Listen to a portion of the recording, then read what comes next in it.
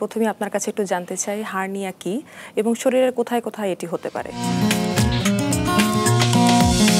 হার্নিয়াটা যদি বলতে চাই আমরা, যেটা হলো যে প্রাচীনকালে হার্নিয়াকে বলা হতো একটা বাল্জ বা স্ফীতি, শরীরের কোনো অংশ ফুলে গেল ধারণা করা হতো যে এটা হার্নিয়া। কিন্তু এই হার্নিয়ার যে স্ফীতি বা ফুলে ওঠাটা এটা কিন্তু স্বাভাবিক অন্য স্ফীতি বা টিউমারের মতো না। এটা হলো আবার ভিতরে চলে যায়। ধরেন যে রুগী দাঁড়ালো, কোনো একটা অংশ ফুলে গেল, জোরে কাশি দিল, কোনো অংশ ফুলে গেল, কিন্তু আবার যখন শুয়ে পড়লো বা মৃদু চাপ দিল তখন এটা ভিতরে চলে যায়। তো এটা আসলে হয় শরীরের মধ্যে, শরীরের যে আবরণ থাকে এই আবরণের মধ্যে একটা ডিফেক্ট তৈরি হয়।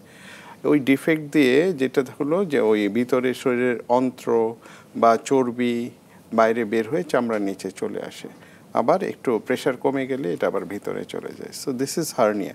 তো হার্নিয়াটা আসলে শুধু বাহ্যিক হার্নিয়া, যেটা স্ফীতি বলা হলো যে কারণে প্রাচীনকালে, কিন্তু এটা ছাড়া কিন্তু ইন্টারনাল হার্নিয়াও হয়।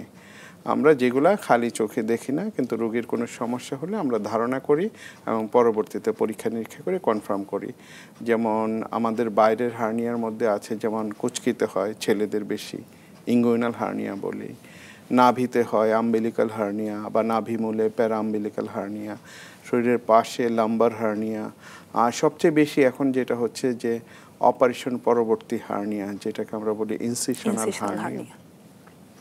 আর এটা ছাড়া ভিতরের দিকে আমরা যেগুলো হার্নিয়া হয়, যে আমাদের ডায়াফ্রাম বা মধ্যচ্ছেদা থাকে, যে ফুসফুস এবং পেটের ভিতরে যে লিভার এবং অন্ত্রকে আলাদা করে, পাকস্থলীকে আলাদা করে যে মধ্যচ্ছেদা বা পর্দা, এই ডায়াফ্রামের মধ্যে যদি কোনো ডিফেক্ট অ্যাবনর্মাল থাকে সেটা দিয়ে হার্নিয়েশন হতে পারে। এটাকে আমরা বলি হায়াটাল হার্নিয়া। এটা ছাড়া আমার ধরেন যে আরও কিছু ইন্টারনাল হার্নিয়া কিন্তু হতে পারে। আচ্ছা, একটু জানতে চাইবো যে হার্নিয়াটা কেন হয় সাধারণত? আচ্ছা, হার্নিয়া হওয়ার কারণটা কিন্তু বহুবিধ। এর মধ্যে যেটা হলো যে আমরা তথ্যচিত্রে যেগুলো বললাম, যে একটা হলো যে যাদের দীর্ঘমেয়াদী কোষ্ঠকাঠিন্য, কাশি থাকে। কিন্তু এটার পাশাপাশি আরেকটা জিনিস মাথায় রাখতে হবে, যাদের হার্নিয়া হয় তাদের হলো জন্মগতভাবেই কোথাও কোনো দুর্বল জায়গা বা ত্রুটি থাকে। তো ওই ত্রুটিপূর্ণ জায়গা বা দুর্বল শরীরের আবরণের যে দুর্বল অংশটা, এটা বয়স বাড়ার সাথে সাথে আরও দুর্বল হয়ে পড়ে এবং তখন পরবর্তীতে হার্নিয়া দেখা দেয়। হয়তো তার ত্রুটিটা জন্মগতভাবেই ছিল, কিন্তু পরবর্তীতে তার কাশি হলো, কোষ্ঠকাঠিন্য হলো, সে ভারী বস্তু উত্তোলন করলো, তারপরে হার্নিয়াটা দেখা দিতে পারে।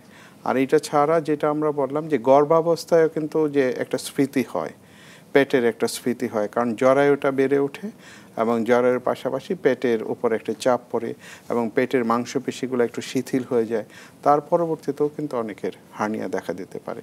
আর একটু আগে যেটা বললাম যে বর্তমানে আরেকটা কারণ হলো আয়াট্রোজেনিক, মানব সৃষ্ট, যে অপারেশন পরবর্তী হার্নিয়া। আচ্ছা স্যার, মেয়েদের ক্ষেত্রে কোন হার্নিয়াটা সবচেয়ে বেশি হয়? আচ্ছা, মেয়েদের ক্ষেত্রে কোন হার্নিয়াটা যদি বেশি হয় যদি বলা যায়, তো সাধারণত দেখা যায় যে মেয়েদের নাভির হার্নিয়া বা নাভিমূলের হার্নিয়া হয়, এবং যেটা হলো যে ওই কুচকিতে যেটা হয় যে মেয়েদের আরেকটা হার্নিয়া, ইঙ্গুইনাল হার্নিয়ার পাশাপাশি আরেকটা হার্নিয়া হয়, সেটাকে আমরা বলি ফিমোরাল হার্নিয়া।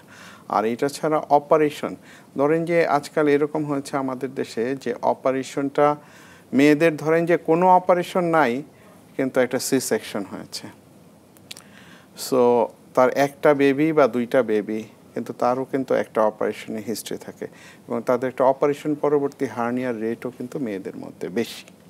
আচ্ছা, একটু জানতে চাইবো স্যার, এই হার্নিয়া রিলেটেড কোনো মিথ প্রচলিত আছে কিনা? অনেক মিথ হার্নিয়া সম্পর্কে। যেটা হলো যে বেশিরভাগ রোগী যে বললো যে, আপনি একটু আগে বললেন যে জুন মাস হার্নিয়া সচেতনতা মাস, সারা দুনিয়াব্যাপী এটা করা হচ্ছে। তো কেন করা হচ্ছে? কারণ হলো হার্নিয়া সম্পর্কে অনেকেই সচেতন না। কারণ হার্নিয়াটাকে সে মনে করে প্রথম দিকে যে এটা কোনো তো সমস্যা করছে না, একটা বাল্জ হচ্ছে আবার এটা মিলিয়ে যাচ্ছে, তার কাজকর্মে কোনো সমস্যা হচ্ছে না, সেজন্য সে চিকিৎসক দেখানোরও প্রয়োজন মনে করে না। আবার যদি কখনো চিকিৎসক দেখায়ও, তখন হার্নিয়ার কিন্তু চিকিৎসা একটাই, হার্নিয়ার চিকিৎসা হলো হার্নিয়া রিপেয়ার করতে হবে। যেই ডিফেক্টটা আছে বা যেই ক্ষতস্থানটা আছে সেটাকে রিপেয়ার করতে হবে। তো সেই জন্য তখন বেশিরভাগ মানুষই, আপনি জানেন যে রোগীদের কমন একটা পারসেপশন হলো যে সার্জারি, যে কোনো মূল্যে সার্জারি অ্যাভয়েড করা। তো অনেক রোগীরা আসে বলে যে স্যার হোমিওপ্যাথির চিকিৎসা করে অনেক দিন ভালো ছিলাম, বাট হোমিওপ্যাথির চিকিৎসা তো আপনি কোনো ডিফেক্ট তো ক্লোজ করতে পারে না, কিন্তু তার একটা এরকম ধারণা, তো এই জন্য অনেক সময় তারা এটা সম্পর্কে কমপ্লিটলি একটা অসচেতন থাকে এবং পরবর্তীতে হার্নিয়ার কমপ্লিকেশনস যখন হয় তখন তারা হাসপাতালে স্যার আমরা একটু বিস্তারিত আলোচনা করব। একজন দর্শক একটু কানেক্টেড হতে চাচ্ছেন, আমরা একটু কলটি রিসিভ করে আসি। হ্যালো দর্শক, আপনার নাম বলে সংক্ষিপ্ত আকারে প্রশ্নটি করুন। আমার নাম ওয়ালাইকুম রাজীব, আসসালাম। আমি মিরপুর থেকে বলছিলাম। জি, আমার আসলে দুইটা প্রশ্ন আছে। প্রথম প্রশ্ন হলো, হার্নিয়া অপারেশন না করে মেডিসিন দিয়ে কি সুস্থ করা যায় কিনা? জি। আর দ্বিতীয়ত হলো, সাধারণত কত বছর বয়সে হার্নিয়া হতে পারে? এই দুটো একটু আমার জানাতে পারছি। জি অবশ্যই, ধন্যবাদ আমাদেরকে কল দেওয়ার জন্য এবং সাথে থাকার জন্য। আমরা আলোচনা করছি। স্যার একটু আমরা দর্শকের ধন্যবাদ উত্তরটা নিতে চাই। দর্শক। যেটা হলো যে একটু আগেই কিন্তু আমরা কথা বলেছি যে হার্নিয়ার আসলে যে এটা যেহেতু একটা ডিফেক্ট হয়, যে শরীরের আবরণের মধ্যে একটা ডিফেক্ট হয়, তো এই ডিফেক্টটা আসলে আপনার সার্জারি ছাড়া আসলে কোনো মেডিসিনের মাধ্যমে এটা রিপেয়ার করা বা পূরণ করা সম্ভব হয় না। আর দ্বিতীয়, আপনি বললেন যে কত বছর বয়সে হার্নিয়া হয়। হার্নিয়া যে কোনো বয়সে হতে পারে, একদম জন্মের পরই কার হার্নিয়া থাকতে পারে এবং তার জীবনের শেষ সময় পর্যন্ত যে কোনো সময় হার্নিয়া দেখা দিতে পারে। ধন্যবাদ দর্শক আমাদেরকে কল দেওয়ার জন্য। আশা করি আপনি আপনার প্রশ্নের উত্তরটি পেয়েছেন। স্যার আমরা আলোচনা করছিলাম হার্নিয়া সম্পর্কিত মিথ সম্পর্কে, আবার একটু আলোচনায় যাই। হ্যাঁ, তো এখন যেটা হলো যে একটু আগে আপনি দেখলেন যে আমরা যেই কথাটা আলাপ করছিলাম, যে আমাদের একজন দর্শক কিন্তু তাই জানতে চাইলেন যে ঔষধ দিয়ে কোনো চিকিৎসা করা যায় কিনা। এবং হার্নিয়া নিয়ে আরও যেটা মিথ যেটা আছে, যে রোগীরা মনে করেন যে হার্নিয়া অপারেশন করলে এটা আবার ফেরত আসবে, একটা। দ্বিতীয়, মনে করেন যে বিশেষ করে যে পুরুষদের যেটা হয় যে ওই যে কুচকি বা গ্রোয়েন বা আমরা বলি যে ইঙ্গুইনাল হার্নিয়া, তারা মনে করেন যে এই হার্নিয়ার যদি চিকিৎসা করা হয় তাহলে তার যে তার পুরুষত্বহীনতা, হ্যাঁ, বা যৌন অক্ষমতা তৈরি হতে পারে। তো এইরকম চিন্তা ভাবনা থেকে সে কিন্তু যে কোনো মূল্যে এটা অ্যাভয়েড করতে চায়।